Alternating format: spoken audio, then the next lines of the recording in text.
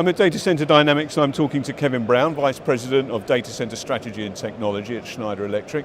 Kevin, your keynote at Data Center Dynamics is intriguingly named, Don't Predict the Future, Plan for It. Tell us a little bit about the ground you're going to be covering in that speech today. Sure, Damien. It's over the last few years I've been fascinated by all these surveys that continue to come out that say we're going to be running data centers at 20, 30, 40 kilowatts per rack.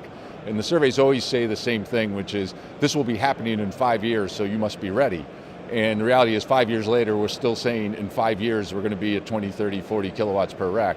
The reality is that most data centers are somewhere between 2, 3 to 5 kilowatts per rack on average.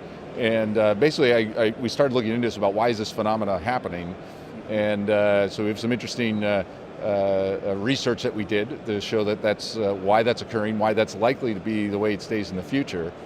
But then also I go through and we've developed a framework for customers to follow in order to help them just plan a data center where you don't have to be perfect going forward, that you don't necessarily need to know exactly what your densities are going to be, and you can get the flexibility to adjust as you go along. So that's really the point, is one, that probably these crazy numbers that I see in surveys, or what I think are crazy, are not likely to happen.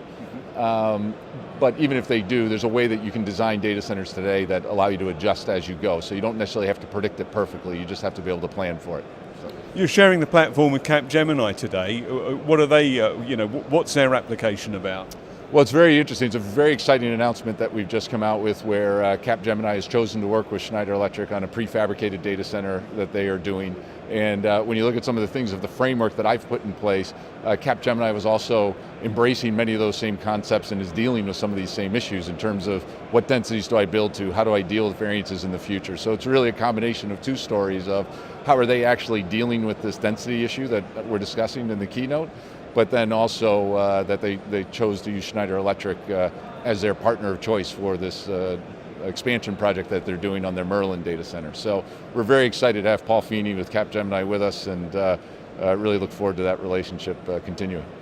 We have seen some, as you say, crazy numbers. Are you saying it really doesn't matter, what density you start building for? Surely, that's a key start point for most data center designs.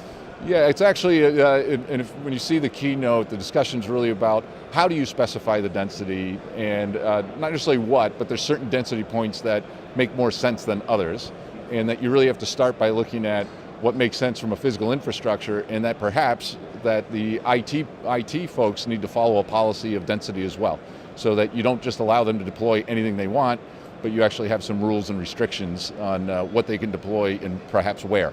So it's really a combination of those. Density is absolutely a critical specification, but I really believe we need to change the way we're talking about it and have a different methodology in terms of how we talk about average densities and peak densities in the data center and the implications on the design. Kevin, thank you very much. Thank you, Damien.